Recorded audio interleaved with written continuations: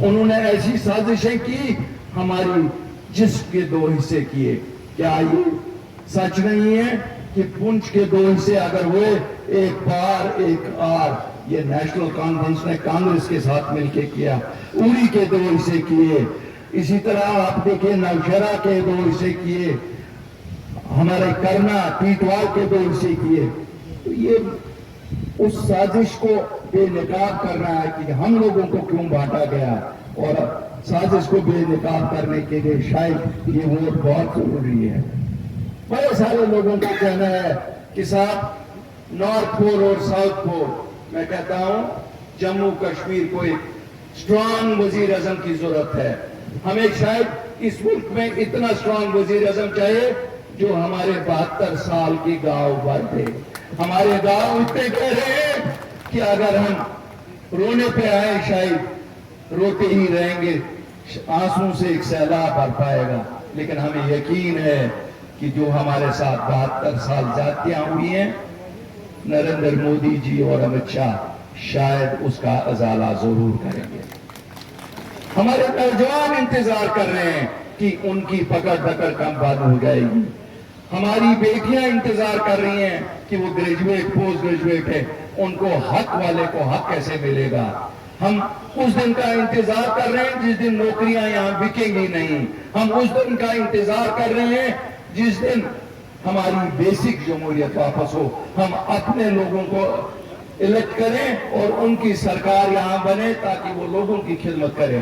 وزیر اعظم صاحب، بیوروکریٹ کتنا ہی اچھا ہو، بیوروکریٹ ہے، اور اس کا نظریہ قانون کے دائرے میں اتنا ہی ہوتا ہے جتنا وہ دیتا ہے اس کی کرسی کب تک سیف ہے. یہ آپ کو معلوم ہے، آپ عوامی نمائندے ہیں، لوگوں کے لیے کام اس دائرے سے باہر نکل کے کرنا پڑتا ہے. اگر اس دائرے میں الیکٹڈ ریپرزینٹیٹیوز بھی رہیں تو ہم لوگوں کی کیا خدمت کر سکتے ہیں. مجھے معلوم ہے آپ کے دل دھڑک رہے ہیں ہمارے لوگوں کے لیے، لیکن میں بھی آپ کو بتاؤں کہ ہم بھی تیار ہیں. آپ نے دیکھا ہے 5 سال سے اگر جموں کشمیر کے لوگوں نے امن کا راستہ پکڑا ہے، انہیں یہ معلوم ہے امن سے ہمیں فائدہ ہے. شاید نئی دلی کو فائدہ نہیں ہے جتنا فائدہ جموں کشمیر کے واسی کو ہے، جموں کشمیر کے بچوں کو ہے، جموں کشمیر کی معیشت کو ہے. جب میں بات کرتا ہوں ہمارا ہر ایک پرانت، ہر ایک جگہ اتنی خوبصورت ہے، کیا وجہ ہے اس خطے میں ٹورزم پروموٹ نہیں ہوا؟ اس کا دوش میں شاید انہی سیاستدانوں کو دیتا ہوں جن سیاستدانوں نے نگاہی اتنی ہی رکھی کہ ان کے ورکر تک ہی سب مراد ملیں، ان کے ورکروں کے نزدیک ہی سب کام ہو، لوگوں کا کوئی کام نہ ہو.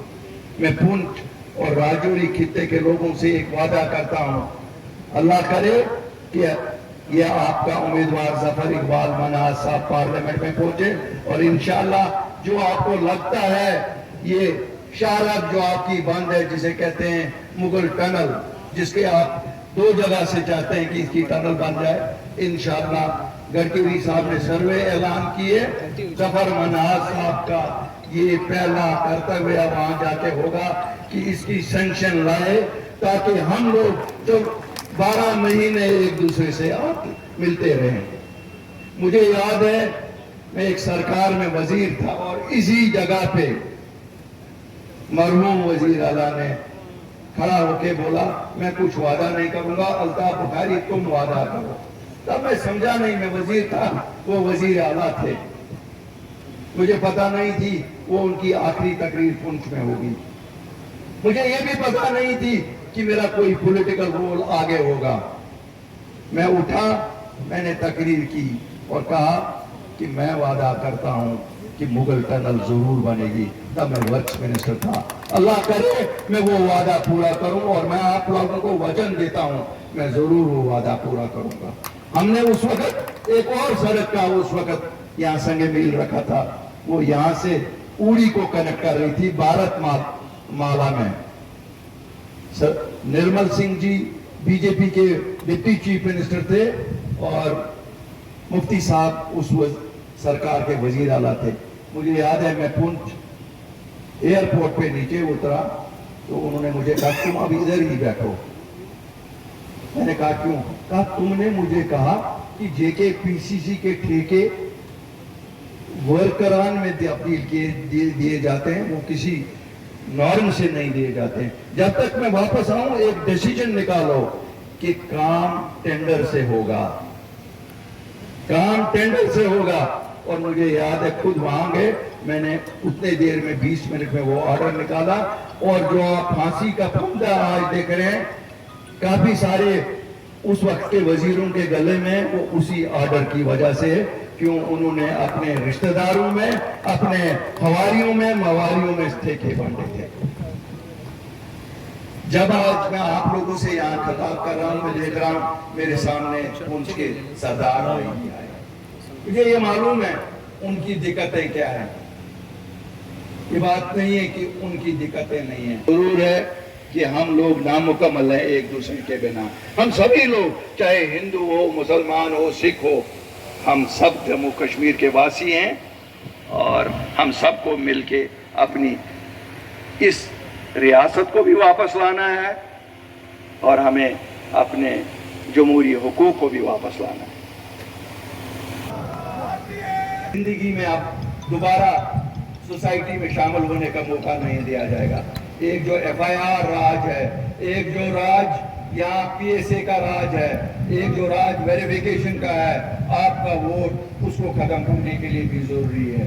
क्योंकि आपके वोट से उन लोगों की तकदीर पे मोहर लग जाएगी जिन्होंने ये राज लाए हैं। ये हमारा किया हुआ राज नहीं है, ये अगर लाए हैं नेशनल कॉन्फ्रेंस ऑफ PDP ने लाए हैं। आज भी वो कोशिश कर रहे हैं, एक शरीफ आदमी को उन्होंने सामने करके ये बोल दिया कि पीर साहब आगे चलो। मेरे मोहतरम पीर साहब, आपकी अपनी एक पहचान है, क्यों ये खून से रंगे हुए हाथों के साथ खेल रहे हो? इनके हाथ खून से रंगे हुए हैं। आप तो एक मजहबी रहनुमा भी हो, आप तो सभी फिरकों के रहनुमा होने चाहिए। आपने अपने आप को एक फिरके का रहनुमा कैसे तस्वर कर लिया? और ये लोग अपना बदनुमा चेहरा लोगों को दिखा नहीं सकते, इसीलिए आज आपको खड़ा किया। तो उस वक्त क्यों नहीं इनको शर्म आई जब स्टेज पे उन्होंने बोला 500 रुपए में गुजर अपनी वोट को बेचता है, शराब की बोतल पे बेचता है। मैंने तो नहीं गुजर को शराब पीते हुए देखा। अगर आपने देखा है तो फिर बताइए, वरना आपको तो इस जमात से कभी लड़ना नहीं चाहिए था। आपको तो कम से कम उस गति का एहसास रखना चाहिए था जिसपे लोगों का अकीदा है। कितने अफसोस की बात है कि हम एक मामूली इलेक्शन के लिए अपनी एक पूरी कम्युनिटी को शराबी और बेईमान कहलवाते हैं और फिर कहते हैं उनको अब हमें वोट दे दो उसी लीडर की पार्टी में जिस लीडर ने ये कहा। ये कौन सी बात हुई कि वो बुजुर्ग हो गए हैं, बात करते हैं? तो फिर ऐसे बुजुर्ग को घर में बिठाओ, उनको बोलो खुदा खुदा करे, लोगों की पगड़ी ना उछाले। दूसरी हमारी बहन है, उनको बेकार कहा जाता है जब उनको कुर्सी से निकालते हैं।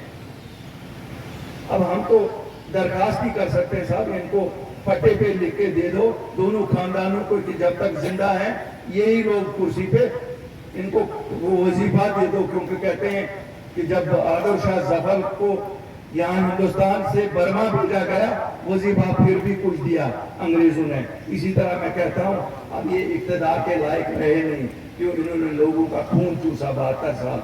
इनको वजीफा कुछ दे दो वजीर आजम साहब, ये इनका विकार बहाल हो जाएगा, इनका वकार खाली उसी से बाहर हो जाएगा।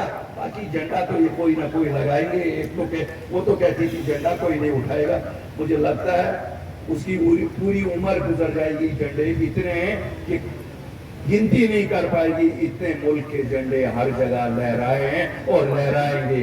ये हमारा मुल्क है, हम इसके वफादार लोग हैं और किसी को अगर शक है वो हमसे कुर्बानी सीखे।